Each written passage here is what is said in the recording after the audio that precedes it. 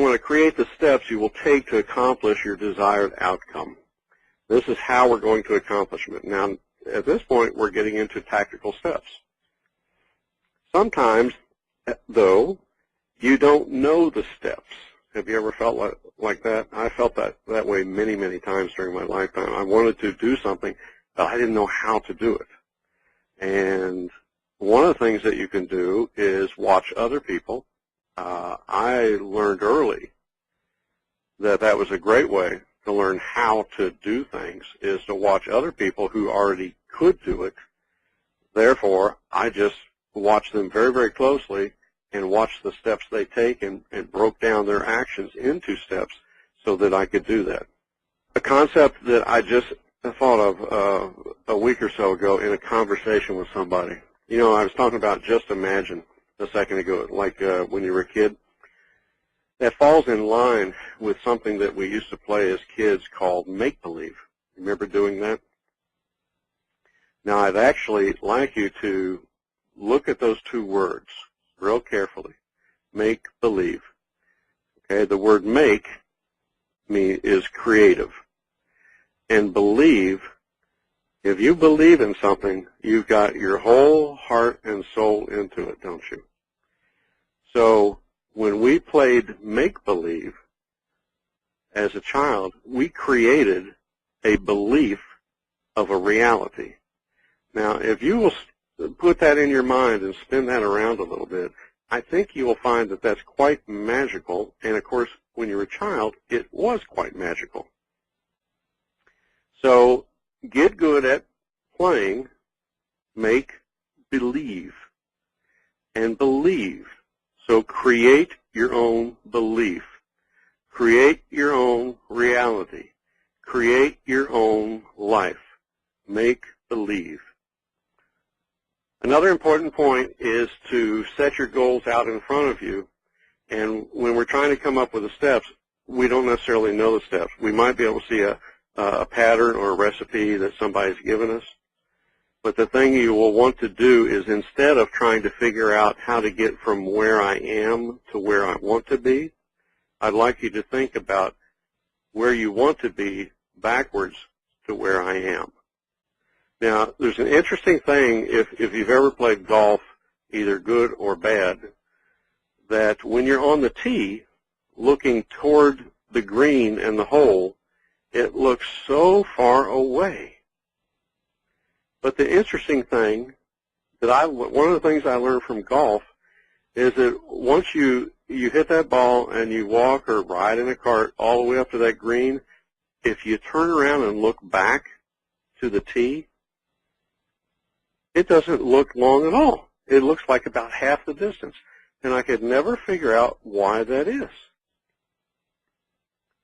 Next time you're out someplace, and you could probably do this just on a walk, come to think of it.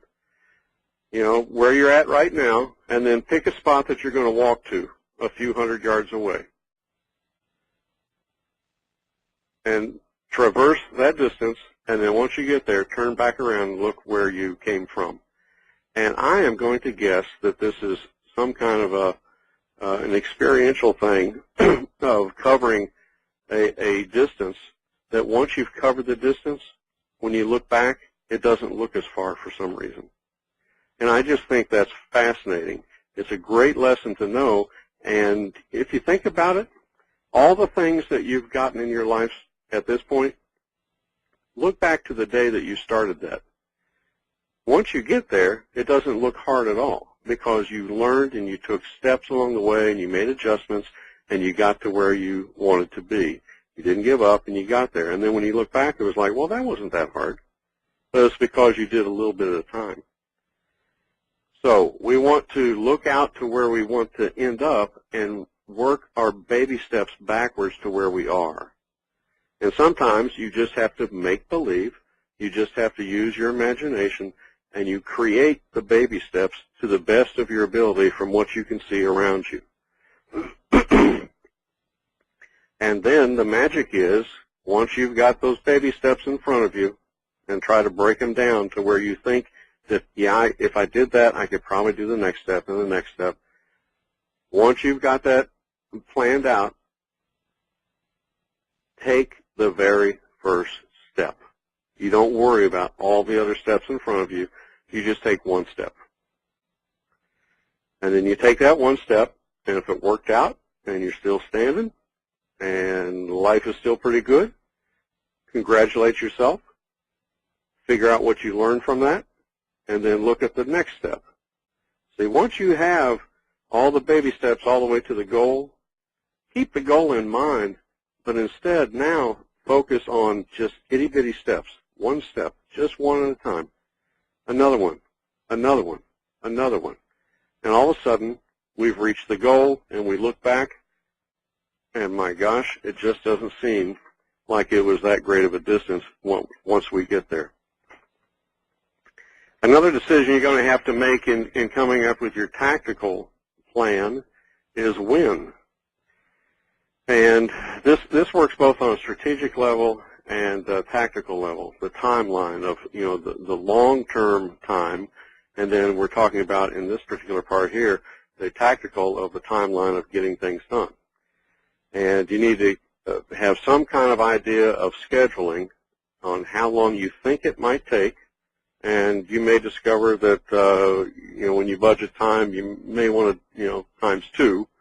You'll find that as you go, though, and the most important thing on this is setting the deadlines.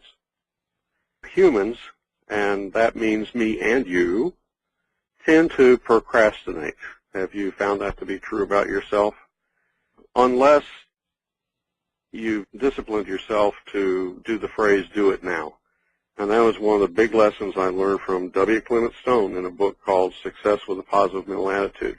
Many of you may have read it. If you haven't, go to the bookstore or, you know, download it someplace or have them send it to you through one of the bookstores on the internet.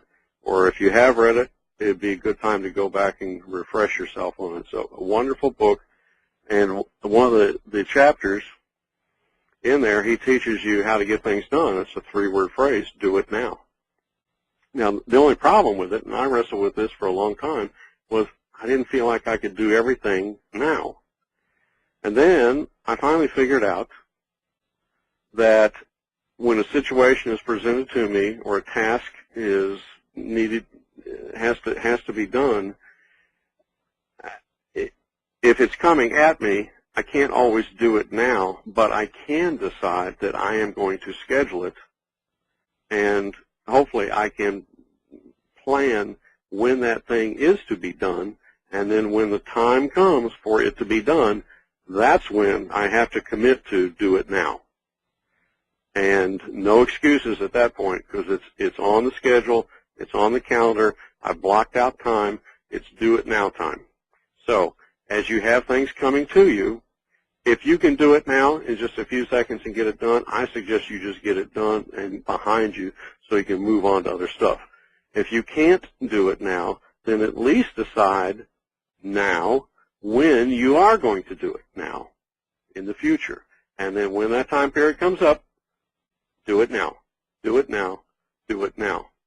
And if you want to get more work done, here's the magic secret to that. You set shorter deadlines. Think about that.